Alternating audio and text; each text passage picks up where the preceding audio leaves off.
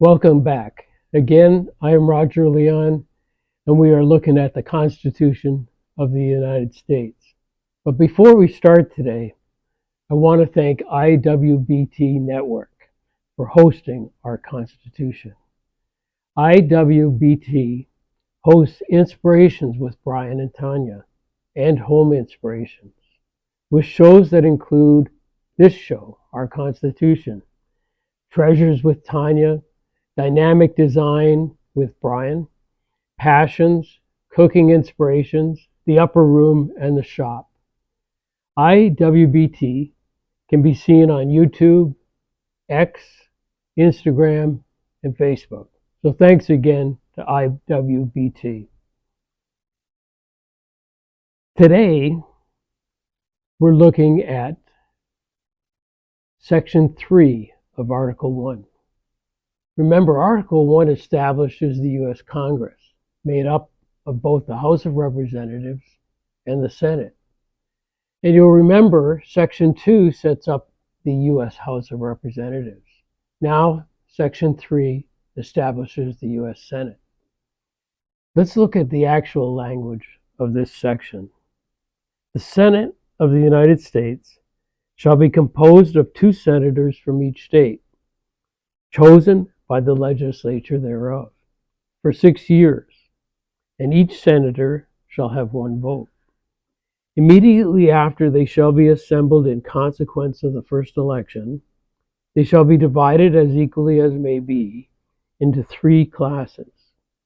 The seats of the senators of the first class shall be vacated at the expiration of the 2nd year, of the second class at the expiration of the 4th year, and of the 3rd class at the expiration of the 6th year, so that 1/3 may be chosen every 2nd year. And if vacancies happen by a resignation or otherwise, during the recess of the legislature of the state, the executive thereof may make temporary appointments until the next meeting of the legislature, which will then shall fill the vacancies.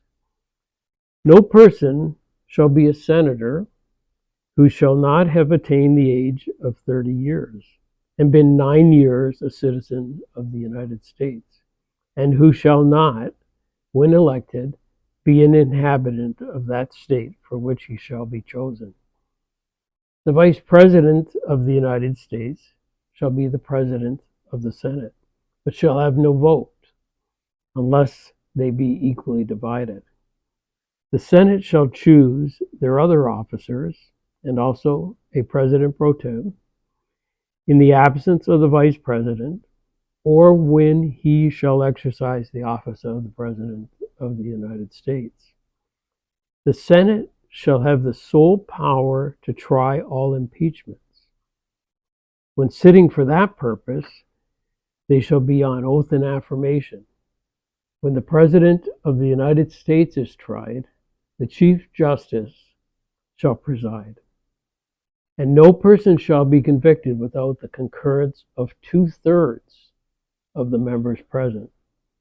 Judgment in cases of impeachment shall not extend further than to removal from office and disqualification to hold and enjoy any office of honor, trust, or profit under the United States. But the party convicted shall nevertheless be liable and subject to indictment, trial, judgment, and punishment according to law. Some interesting items from this section include that each state is allowed 2 senators. This is different from the House of Representatives, which is set up so that there is 1 representative for each 30,000 citizens. While the original Constitution gave the state legislatures the right to choose the senators, we know this has changed, and they are now chosen by popular vote. Elections for senators is very different than that for the election of the representatives that occur every 2 years. Senators are elected for a term of 6 years, with 1/3 of the senators standing for election every 2 years. The vice president of the country is also the president of the Senate, but ordinarily has no vote. The vice president will cast a vote whenever it is necessary to break a tie. This next section is really relevant in today's news, because all impeachments, and an impeachment is like an indictment, passed by the House of Representatives are tried in the Senate, and it takes 2/3 of the senators to vote for a conviction in order for the impeachment, in order for the impeached person to be convicted. In the case of an impeachment of the president, the Chief Justice of the Supreme Court will preside over the trial. Impeachments were relatively rare in our history, but have become more common today. We will spend a lot of time on impeachments and the resulting trials, but we're going to end it here today. Thank you.